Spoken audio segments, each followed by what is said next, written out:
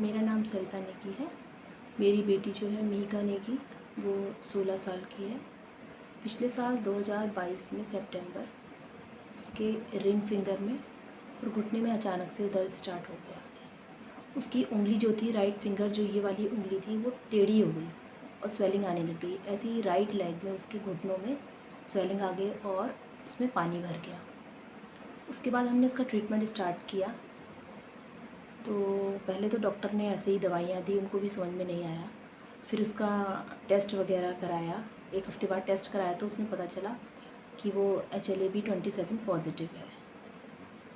तो हमने तो इस बीमारी का पहले नाम ही नहीं सुना था। ये बीमारी सुन के जब उसको देखा हमने बीमारी का क्या है, तो बड़ी घबराहट सी हुई हमको।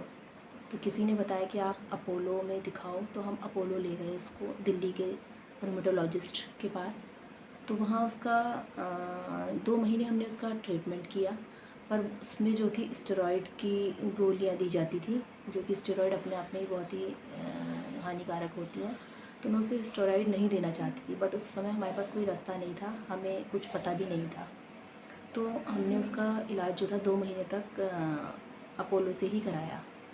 उसके बाद जब हम उसको दिल्ली से वापस लेकर आए, तो हमारी किसी के थ्रू पहचान हुई, डॉक्टर सुजाता, तो जयपुर में है जो, तो उनसे हमने कांटेक्ट किया।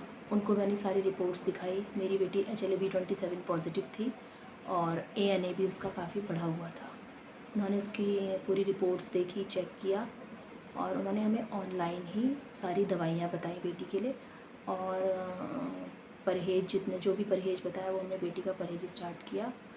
तो लगातार 7-8-9 महीने तक का उसको हमने दवाइयाँ रेगुलर दी, बिल्कुल जैसा जैसा उन्होंने काढ़े बताए थे, दवाइयाँ बताई थी, हमने बिल्कुल वैसा ही किया। उन दवाइयों को देने के बाद धीरे धीरे मेरी बेटी के जो जॉइंट्स में पेन होता था, हड्डियों में पेन होता था, तो धीरे धीरे कम होता गया। यहाँ तक कि जाड़े भर में भी उसको कोई दिक्कत नहीं हुई। और अब जो है पूरा इस बात को, ये सितंबर में पूरा 1 साल हो गया है।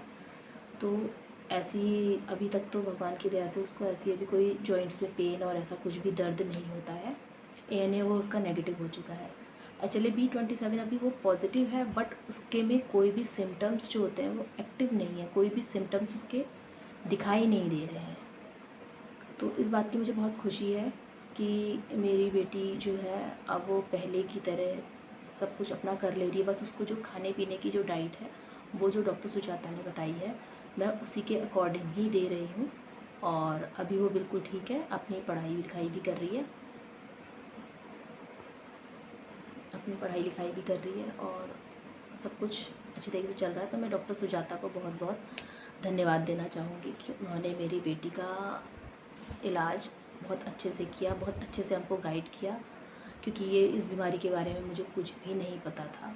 तो उन्होंने बहुत पेशेंसली जो था इस चीज़ को हमें बताया कि घबराने की कोई बात नहीं है, जैसी जैसी मैं आपको दवाइयाँ बता रही हूँ आप वैसा वैसा उसको फॉलो कीजिए, आपकी बेटी बिल्कुल ठीक हो जाएगी।